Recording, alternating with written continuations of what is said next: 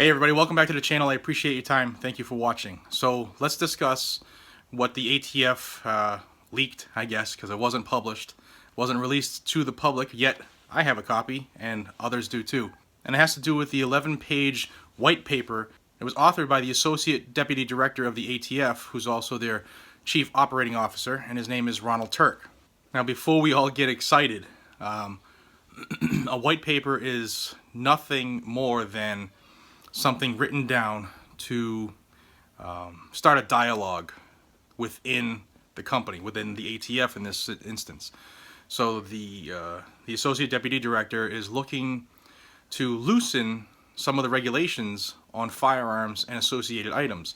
And we'll go over that, but just want everybody to know this is just what's called a white paper. A link will be in the description so you can read the whole 11-page document for yourself. Some good reading. If any of this goes through, it's a positive, but it didn't take long for the ATF to come out and say that these are not the views of the agency, that these are just the views of Mr. Tuck. It kind of gives you a heads up, but let's go into it. One of the first bullet points that he goes into talking, in fact it's number one, is the federal firearms license issue where somebody sells guns either online or at a gun show. See, one of the requirements for an FFL now is you have to have a brick and mortar storefront.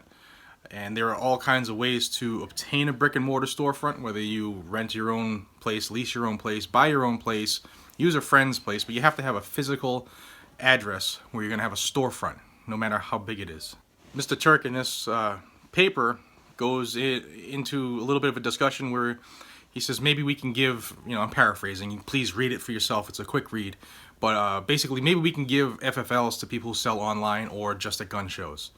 So that's a positive. I mean, if you're looking to go into business and you don't have a storefront, or you live in an area where a storefront's not an option, this is a good option. They're finally getting with the times, if this was to go through. Again, these are just discussion points.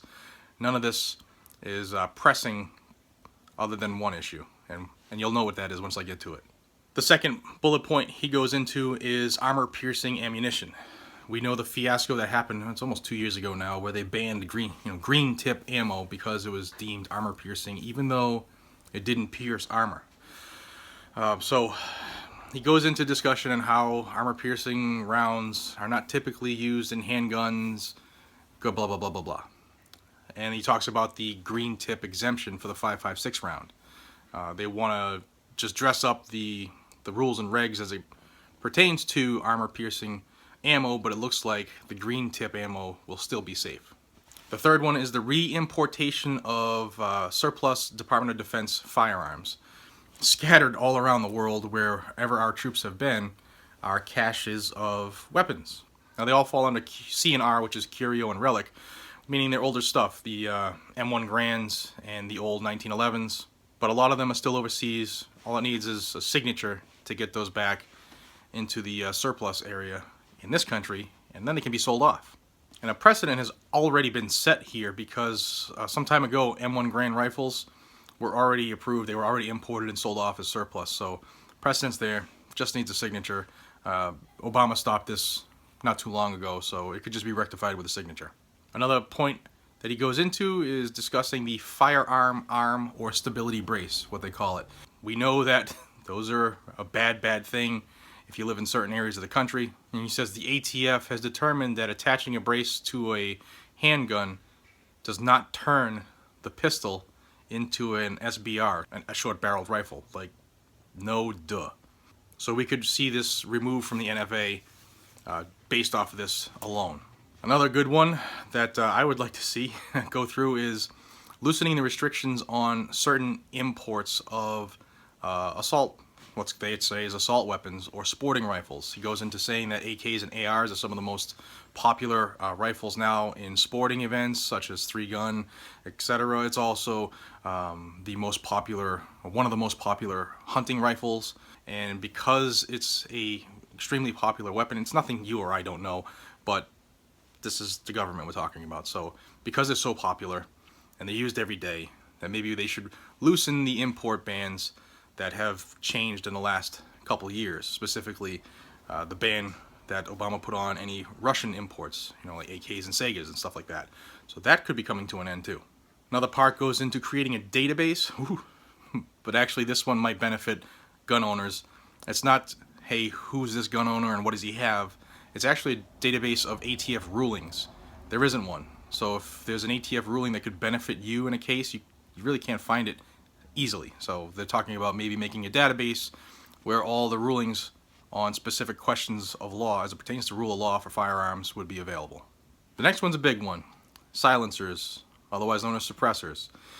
Mr. Turk goes into a decent discussion on how they spend about $1 million annually just on overtime and have another 33 contracted personnel on staff specifically for NFA issues, tax stamps, all that stuff that goes into silencers. He does say that he would like to see the regulations loosened, have it removed from the NFA, and get rid of the $200 tax stamp. Hearing Protection Act, anybody? He even goes in to say that it's very rare that a criminal uses a suppressor or a silencer for a crime, and that all over the nationwide about 44 people per year on average, and that's over a 10-year stretch. But 44 people on average over those 10 years, so 440 people total, have been charged with silencer-related violations. So it's not a lot of people. And of those, only 6 had previous felonious issues. So, I mean, the number's that big. But we all have to pay for that. Makes no sense. He goes into saying that it basically shouldn't be a regulated item. Good to go. Hopefully, the Hearing Protection Act is gaining steam. So I think this is going to be one of those ones we see come to fruition.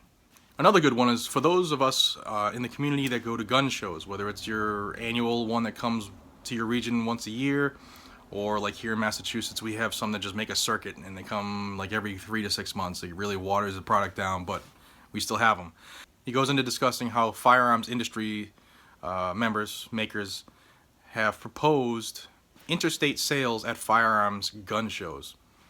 Simple talk, somebody from Colorado a company from Colorado, say Rocky Mountain Guns, could come to Worcester, Massachusetts and sell their product to gun owners here and purchasers here in Massachusetts. And it would be sold from a different state, shipped from a different state to that person. Oh my God, we must call somebody because this is horrible, right? But hopefully that comes to fruition as well, because it only makes sense. It's just commerce. Destructive devices, he goes into saying that the laws currently do not differentiate between the launcher and the munition itself, and they want to try to dress that up because just because you have a launcher, you could shoot flares out of a gun doesn't mean you're sending RPGs downrange all the time.